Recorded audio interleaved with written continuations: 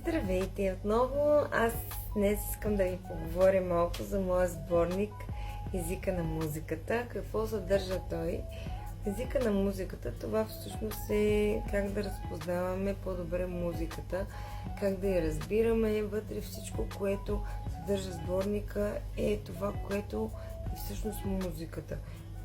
Темпо, динамика, нотички, интервали, тризвучия, четиризвучия.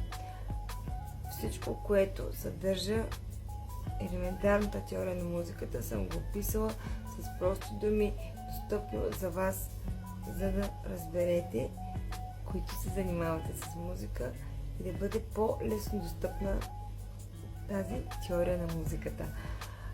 Също така направих и доста практични упражнения към сборника, които ще са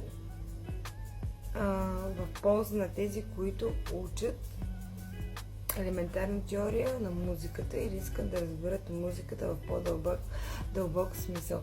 Така че, ако желаете, може да си ги закупите моите уроци, моят сборник и да получите повече.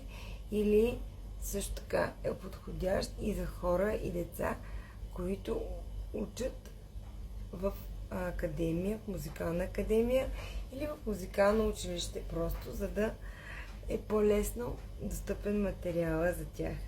Така че, ако желаете, може да ми пишете под видеото, за да уточним кой от какво има нужда и какви въпроси го притесняват. Очаквам ви!